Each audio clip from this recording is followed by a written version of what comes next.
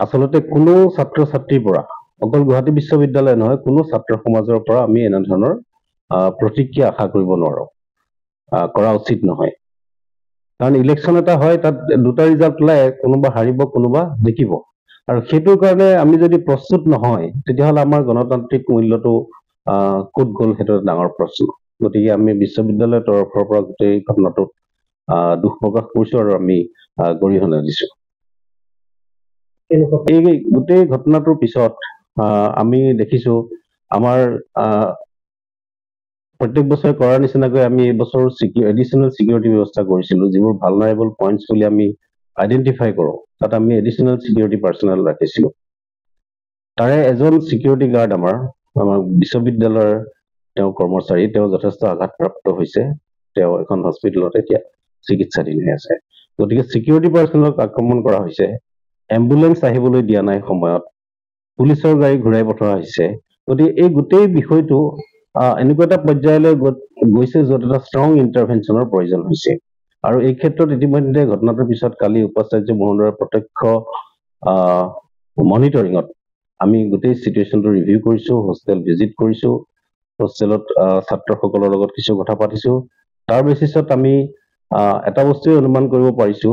যে এই বস্তুটো অকমান সাধাৰণ ধৰণে ট্ৰিটমেন্ট কৰিলে নহব ইয়াত আমাৰ ষ্ট্ৰং ইণ্টাৰভেনশ্যনৰ প্ৰয়োজন আছে আমি ৰিভিউ কৰিছো এই ক্ষেত্ৰত আমি কাৰ্য ব্যৱস্থা অলপতে লওঁ কথাটো হ'ল ইয়াৰ লগত জড়িত এটা ডাঙৰ কথা হ'ল যে এটা সময় হৈছে যে আমি কিছু ষ্ট্ৰাকচাৰেল কিছু এডমিনিষ্ট্ৰেটিভ আৰু হোষ্টেল মেনেজমেন্ট সম্পৰ্কীয় কিছু নতুন নিৰ্দেশনা অলপতে আনিম আৰু আমি সেইখিনি কাৰ্যকৰী কৰিম গোটেই বিষয়বস্তুটোৰ পিছত আমি গোটেইটো যিহেতু এটা লেভেললৈকে আমাৰ বিশ্ববিদ্যালয় এডমিনিষ্ট্ৰেশ্যনে বস্তুবোৰ টেক আপ কৰিব পৰা অৱস্থাত থাকে আমাৰ ডিসিপ্লিন বোৰ্ড আছে এনেকুৱা ধৰণৰ কিন্তু যেতিয়া ল এণ্ড অৰ্ডাৰ সিচুৱেশ্যনলৈ যায় তেতিয়া কিছুমান বস্তু আমাৰ হাতত আমি কন্ট্ৰোল কৰিব নোৱাৰা অৱস্থা হয় গতিকে আমি গোটেই বস্তুটো পুলিচক অলৰেডি হেণ্ড অভাৰ কৰিছো আৰক্ষী থানাত আমি এফআইআৰ দাখিল কৰিছো কালি মিটিঙৰ পিছতে আমি লগে লগে আৰক্ষীক জনাইছো যে এইটো যিখিনি কালপ্ৰিট বুলি কওক বা যি ইনভলভ আছে গোটেই ঘটনাটোত তেওঁলোকক চিনাক্ত কৰি তেওঁলোকক যাতে কৰায়ত্ব কৰিব পাৰে তাৰ কাৰণে আমি তেওঁলোকক অনুৰোধ জনাইছো বিশ্ববিদ্যালয়ৰ নিজা পেট্টা ব্যৱস্থাটো লিমিটেশন আছে সকলো বিশ্ববিদ্যালয়তে আছে কাৰণ এইখিনিটো ট্ৰেইনড পুলিচ নহয় পুলিচৰ কাৰ্য আৰু আমাৰ যিখিনি নিৰাপত্তাৰক্ষী আছে সেই তেওঁলোক আচলতে সেই পৰ্যায়ৰ কম্পিটেন্সি তেওঁলোকৰ নাথাকিব কোনো অনুষ্ঠানতেই নাথাকে এই ক্ষেত্ৰত আমি প্ৰয়োজন হলে পুলিচৰ সহায় ল'ব লগা হৈছে আমি কালিও ৰাতি পেট্ৰলিঙৰ কাৰণে ৰিকুৱেষ্ট কৰিছো পুলিচে আমাক সহায় কৰিছে গতিকে পিছৰ পৰ্যায়ত আমি কেনেকৈ আগবাঢ়িব পৰা আমি সেইখিনি পুংখানুপুংখভাৱে বিচাৰ বিবেচনা কৰি আছো আমাৰ আৰু মিটিং হ'ব লগতে এটা কথা কওঁ আমি কিছুমান কাম কৰিম বিশ্ববিদ্যালয়ৰ ভালৰ কাৰণে কৰিম কাৰণ গুৱাহাটী বিশ্ববিদ্যালয়খন ইয়াত থকা পঞ্জীয়ক বা শ্ৰেণীসমূহ সচিব বা উপাচাৰ্য কাৰো ব্যক্তিগত বস্তু নহয় আমাৰ এখন অসম তথা উত্তৰ পূৰ্বাঞ্চলৰ এখন সকলোৰে আদৰৰ বিশ্ববিদ্যালয় গতিকে আমি আমাৰ যিসকল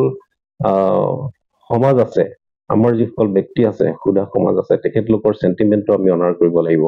তেখেতলোকে বিশ্ববিদ্যালয়খনৰ কথা সদায় ভালদৰে চিন্তা কৰে গতিকে আমি কেনেকৈ বিশ্ববিদ্যালয়খনৰ হোষ্টেলসমূহ বিশেষকৈ এনেকুৱা ধৰণৰ ঘটনা আমি নাইকিয়া কৰিব পাৰো এটোত আমি যৎপূৰ্ণ চেষ্টা কৰিম আৰু লগতে মই সকলোকে এটা আহ্বান জনাব খুজিছো সংবাদকৰ্মীসকল সংবাদ মাধ্যমৰ ব্যক্তিসকল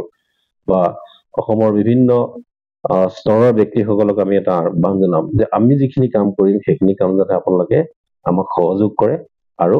আমি এটা ভাল বাতাবৰণ ঘূৰাই আনিবলৈ আমি সক্ষম হওঁ আমাৰ নেকৰ ৰেংকিং ভাল এনআইএফৰ ৰেংকিং ভাল তাৰ লগে লগে কিন্তু আমাৰ এই ব্যৱস্থাটো ভাল হোৱাটো অতি জৰুৰী